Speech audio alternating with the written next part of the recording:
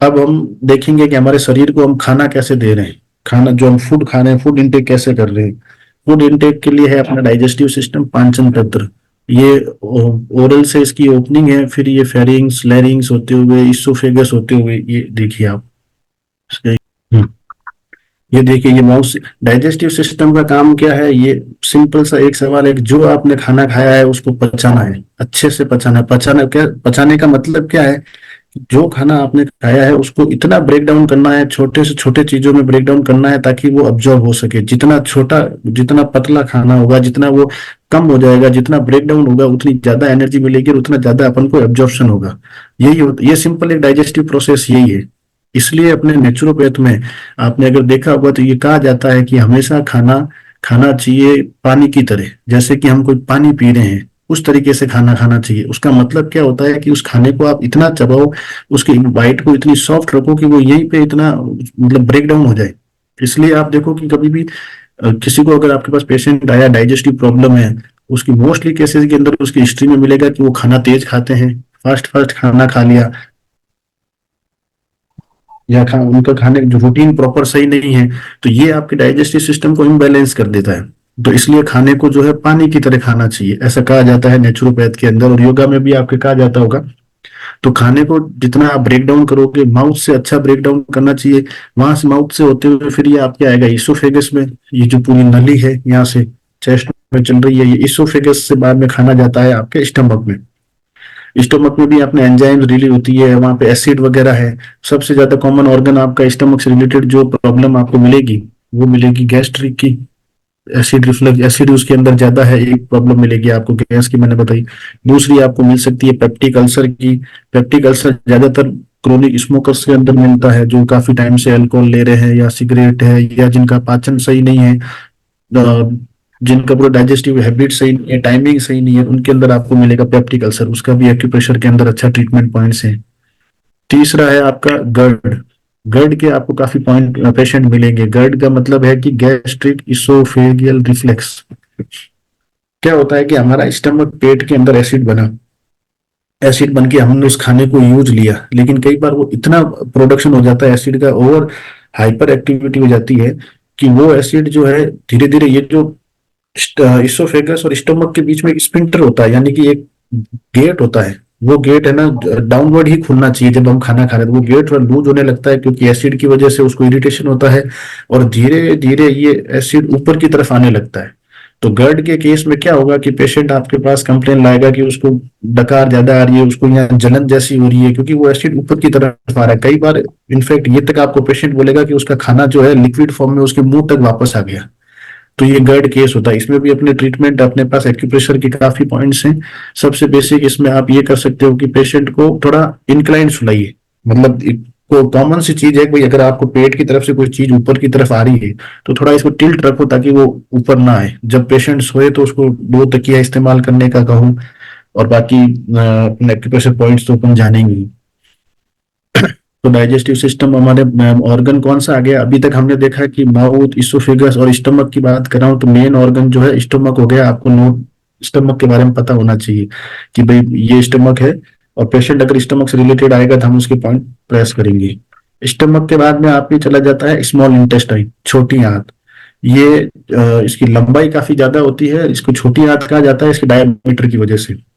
छोटी आंत में भी डाइजेशन, यहाँ पे साथ में देखो लीवर भी है, ये लार्जेस्ट एंडोक्राइन ग्लैंड्स भी है, लीवर भी एंजाइम देता है, आपके डाइजेशन में हेल्प करता है। इन सब ऑर्गन से पर्टिकुलर एंजाइम आता है, पर्टिकुलर इनका फंक्शनिंग है। किसी में प्रो एंजाइम आता है, फिर वो प्रॉपर एंजाइम बनता है। वो सब डिटेल में अपन को जानने की जरूरत नहीं है। हमको तो सिर्फ ये खाने का फ्लो जानना है, और ये जानना है कि कौन कौन से ऑर्गन इसमें इन्वॉल्व है और उनकी लोकेशन किस लेवल पर है। क्योंकि अब स्टमक के लेवल पर प्रॉब्लम है तो हमको स्टमक का ट्रीटमेंट करना है। हो सकता है कि उसको एसिडिटी नहीं है, स्टमक सब कुछ सही है, उसको आगे किसी भी लेवल पर प्रॉब्लम है, लीवर से प्रॉपर सीक्रेशन नहीं है, पेंक्रियास से नहीं है, आंत के अंदर प्रॉपर मूवमेंट नहीं है। क्योंकि खाने का फ्लो देखिए, माउथ से आ रहे हैं अपन, माउथ से इसोफेगस स्टमक से होते हुए यहाँ पे स्मॉल इंटेस्टाइन में आ रहे हैं, उसके बाद में हम जा रहे हैं लार्ज इंटेस्टाइन। स्मॉल और लार्ज जहाँ कनेक्ट होते हैं वहां है अपेंडिक्स। आपने सुना ही होगा कि अपेंडिक्स एक वेस्टिजियल ऑर्गन है। उसको अगर शरीर, वेस्टिजियल का मतलब होता है कि यदि उस पार्ट को शरीर से निकाल दिया जाए तो भी शरीर के किसी फंक्शन पर काम नहीं पड़ेगा। तो जनरली अपेंडिक्स को छेड़ा नहीं जाता है। अगर ये जो खाना हम कह रहे हैं, जो फूड ट्रेवल करता है, कई बार वो क्या होता है कि इस स्मॉल इंटेस्टाइन से लार्ज इंटेस्टाइन में जाने के दौरान वो अपेंडिक्स के अंदर चला जाता है। वहां पर फिर वो बैक्टीरिया ग्रोथ हो जाता है, इन्फेक्शन हो जाता है, इन्फ्लामेशन हो जाता है, तो अपेंडिक्स को जनरली निकाल दिया जाता है। बाकी अगर इनिशियल स्टेज में है, कई बार अपेंडिक्स पेन होता है, तो अपने पास एक्यूप्रेशर के अंदर मैंने एक पॉइंट तो आपको आज ही बता दिया, ये LI4, ये पेन किलर। किसी भी तरीके का पेन हो, चाहे वो मेंस्ट्रुअल पेन भी हो, चाहे सर्वाइकल हो, चाहे आपके लंबर हो, चाहे ये अपेंडिक्स का हो, और कोई भी पेन हो, आप ये पॉइंट यूज ले सकते हैं। ये सदाबहार पॉइंट है, इसको पेन किलर पॉइंट भी कहा गया है। तो फिर मैंने बताया अपेंडिक्स, इसके बाद लार्ज इंटेस्टाइन। अब देखिए लार्ज इंटेस्टाइन में भी हो सकती है आपकी प्रॉब्लम, क्या, डाइजेशन, ये सॉरी कॉन्स्टिपेशन और डायरिया। तो अब देखो कॉन्स्टिपेशन के अंदर आपके स्टमक वगैरह की प्रॉब्लम नहीं है, वो सब कुछ सही है, तो ये एरिया ऑर्गन कौन सा इन्वॉल्व हो गया, लार्ज इंटेस्टाइन, तो ये आपको पहचानना पड़ेगा।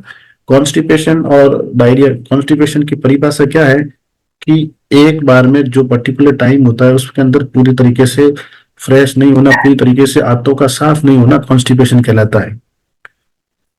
कई बार आप सुनेंगे कि दिन में अगर कोई 3 बार वॉशरूम जा रहा है तो क्या वो कॉन्स्टिपेशन है, या जो 3 दिन में एक दिन जा रहा है वो कॉन्स्टिपेशन है। आपको देख रहा है कि उसकी फ्रीक्वेंसी क्या है, कॉन्स्टिपेशन दोनों ही हो सकते हैं। दिन में 3 बार जाना भी कॉन्स्टिपेशन हो सकता है, क्योंकि अगर आपका हार्ड स्टूल है और आप प्रॉपर क्लीन नहीं हो पा रही है बॉडी, तो वो कॉन्स्टिपेशन ही है। क्योंकि कॉन्स्टिपेशन का मतलब एक ड्राइनेस, आपकी बॉडी के अंदर वाटर की कमी हो गई है, प्रॉपर वाटर नहीं मिल रहा है, तो वो जो भी वाटर उस फीकल मैटर के अंदर था उसके अंदर से भी बॉडी ने ले लिया था, वो हार्ड होने लग गया। हार्ड होने से क्या हुआ कि हमारे बॉडी के अंदर ये सारे सॉफ्ट टिश्यूज होते हैं, इसको जो, तो इनके अंदर जो है मूवमेंट नहीं हो रही है, वो कॉन्स्टिपेशन होता है।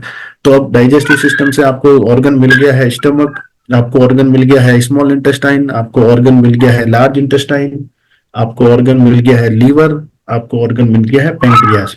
मैं आपको क्लास शुरू होते समय भी मैंने कहा था कि सिर्फ आपको इनके नाम याद रखने हैं, ज्यादा डिटेल में नहीं जाना है। जो मैं सिंपल बता रहा हूँ कि भाई डाइजेशन खाने में हेल्प होते हैं, ये खाना पचाते हैं, और ये 5 ऑर्गन है बस, कोई एंजाइम का नाम नहीं, कोई कुछ और मैं याद रखने का नहीं कह रहा हूँ।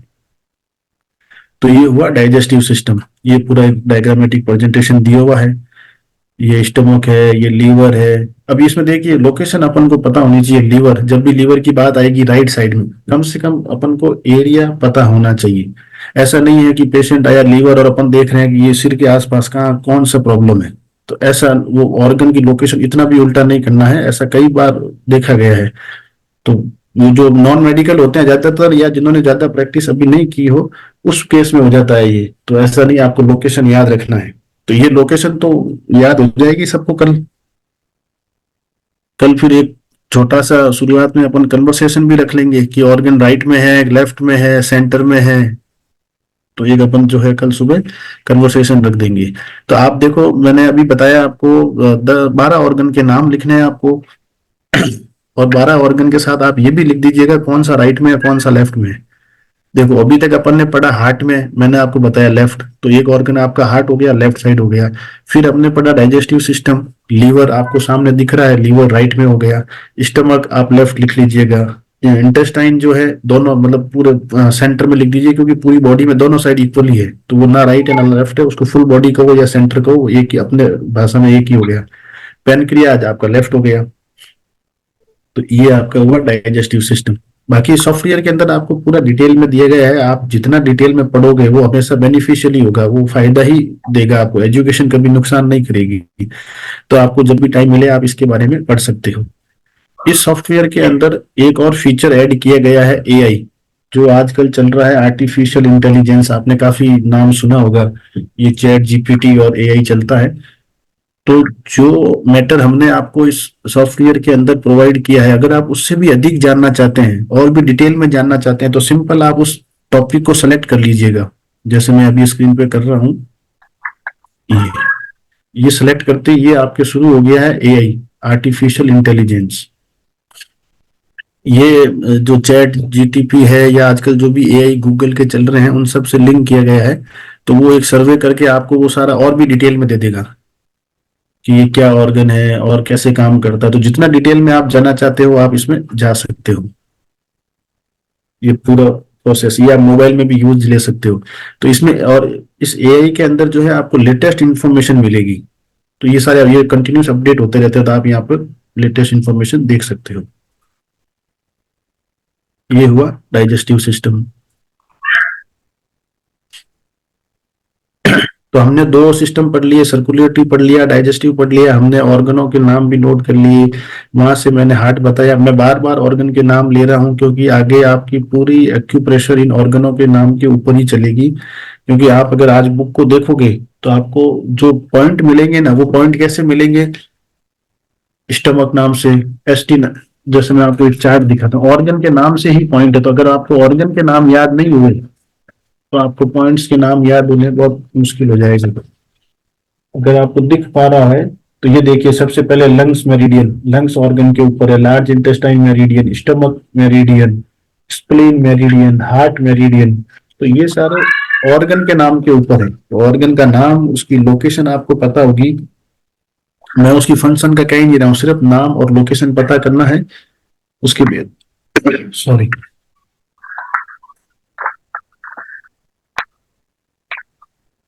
उसके बेस कितने पे जो है नंबर वाला आपकी बताया आगे था डॉक्टर साहब आपने? चार्ट है 433। 433 में, यानी कि ऑर्गन्स के नाम हम इसमें से देख के लिख सकते हैं ना? ऑर्गन के नाम से भी इसमें देख सकते हो, क्योंकि ऑर्गन के नाम के ऊपर ही मेरिडियन के नाम है। हम्म।